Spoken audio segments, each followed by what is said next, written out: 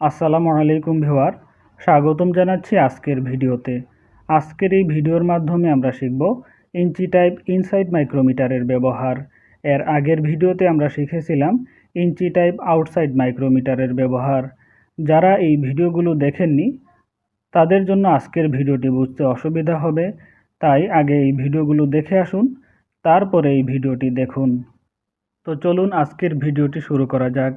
এই মাইক্রোমিটারটির measuring range হলো 0.2 থেকে 1.2 ইঞ্চ। এই মাইক্রোমিটারটির স্লিপ স্কেলের দিকে লক্ষ্য করুন।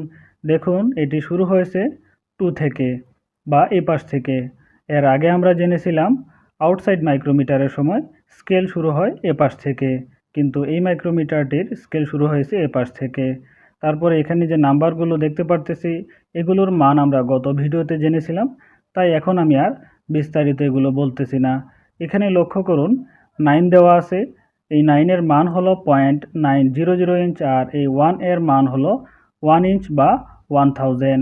এটি হলো 1.1 ইঞ্চের দাগ, এটি হলো 1.2 ইঞ্চের দাগ।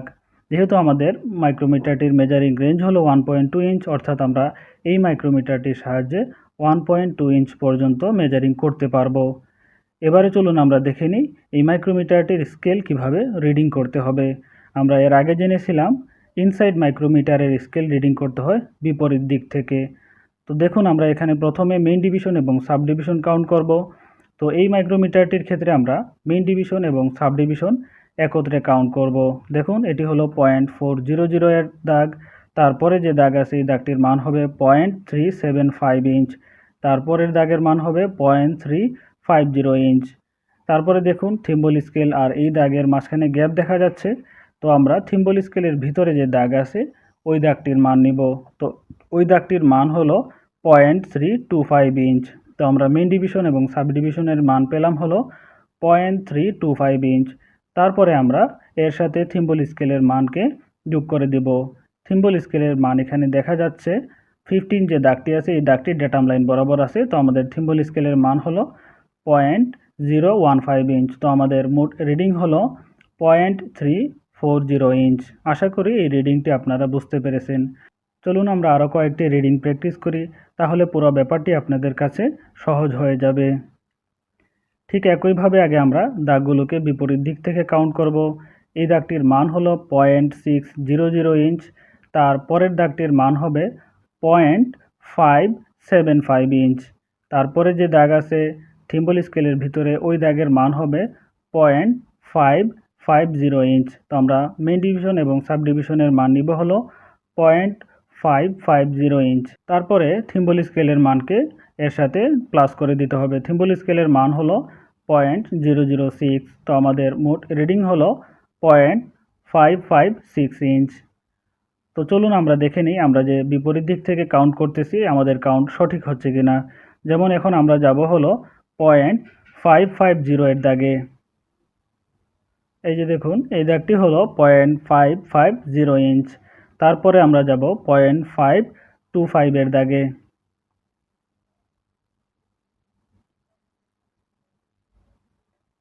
তারপরে আমরা যাব 0.500 ইঞ্চের দাগে।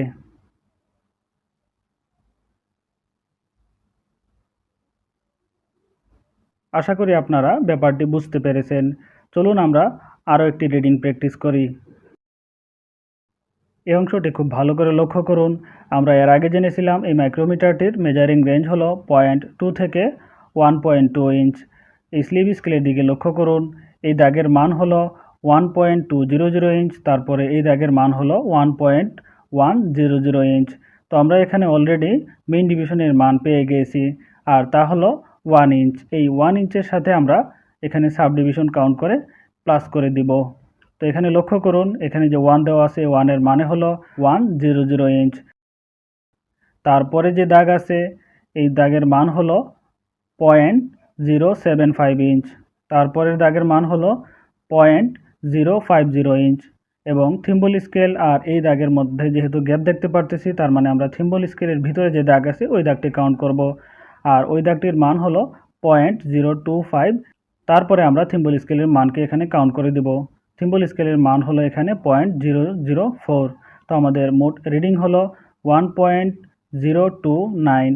আশা করি এই রিডিংটি আপনারা বুঝতে পেরেছেন। চলুন আমরা আরও একটি রিডিং প্র্যাকটিস করে আজকের ভিডিওটি শেষ করি।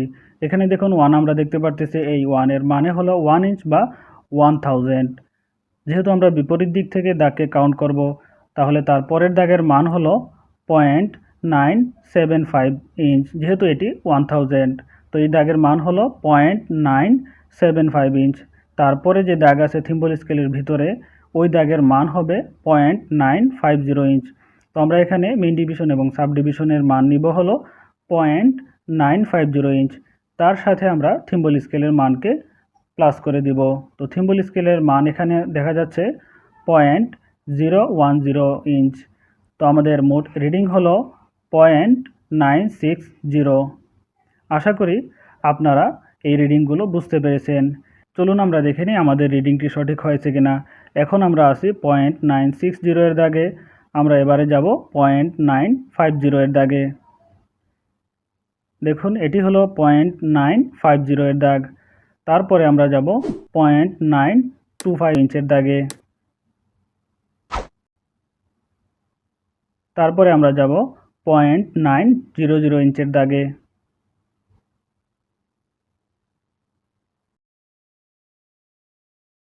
দেখুন এটি হলো 0.900 ইঞ্চের দাগ। আশা করি পুরো ব্যাপারটি আমি আপনাদেরকে বোঝাতে পেরেছি।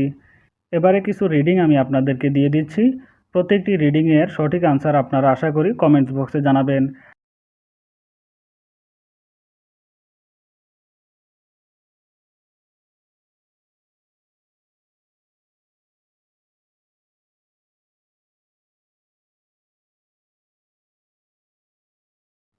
ভিডিও সম্পর্কিত কোনো প্রশ্ন থাকলে অবশ্যই কমেন্টস বক্সে জানাবেন। আজকের ভিডিওটি দেখার জন্য অসংখ্য ধন্যবাদ।